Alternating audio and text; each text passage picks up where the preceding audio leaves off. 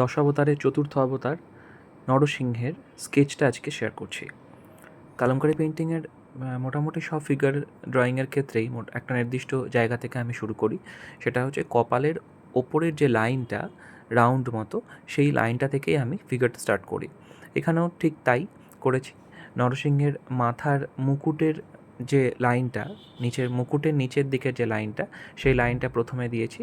তারপরে সেটা থেকে ফেসটা আঁকলাম এবং ওপরে পুরো মুকুটটাকে আগে ড্রয়িং করে নিলাম। মোটামুটি যে কোনো ফিগারেই যেগুলোর মুকুট থাকে, মুকুটের ডিজাইনগুলো এই টাইপের হয়, একটু এদিক ওদিক হয় ডিজাইনের, তবে এই দুপাশের গোলটা থাকবে, তার ওপরেই একটু একটু ভেতর দিকে আরও দুটো গোল থাকবে, সেগুলোকে আমি ফ্লাওয়ার করে দিতে পারি অথবা এরকম রাউন্ড বল শেপেরও রাখতে পারি।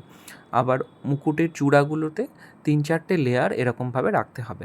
একদম স্কাল্পচার যেগুলো পাওয়া যায় দেবদেবীর মূর্তি, সেগুলোতে যেরকম এরকম মুকুটগুলো থাকে বা স্কাল্পচারের যে পশ্চারগুলো থাকে, সেগুলোই কিন্তু আমি ফলো করি এরকম কালামকারী ড্রয়িংয়ের ক্ষেত্রে।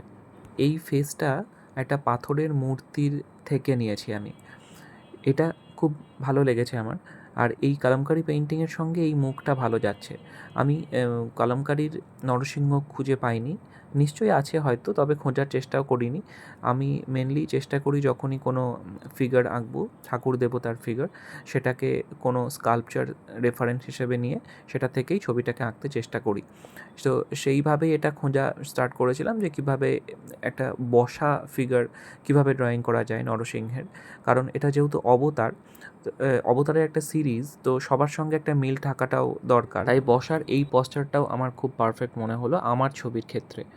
এখানে কিন্তু ওই অসুরকে বধ করছে কোলের ওপর বসিয়ে, সেইটা নয়, এটা জাস্ট নর্মালি বসে আছে মূর্তির মতো, সেটাই। ফিগার সবসময় ওপর দিক থেকে করতে করতে ধীরে ধীরে নিচের দিকে নেমে আসতে হয়।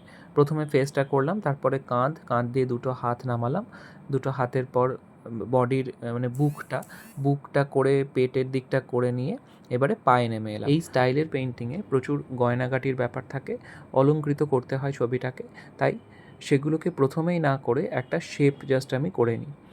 এই যে হাতের চুড়ির একটা শেপ করে রাখলাম, গলার হারটা কেমন হবে, কতটা মোটা হতে পারে, কটা লেয়ার হতে পারে, সেটার একটা শেপ করে রাখলাম।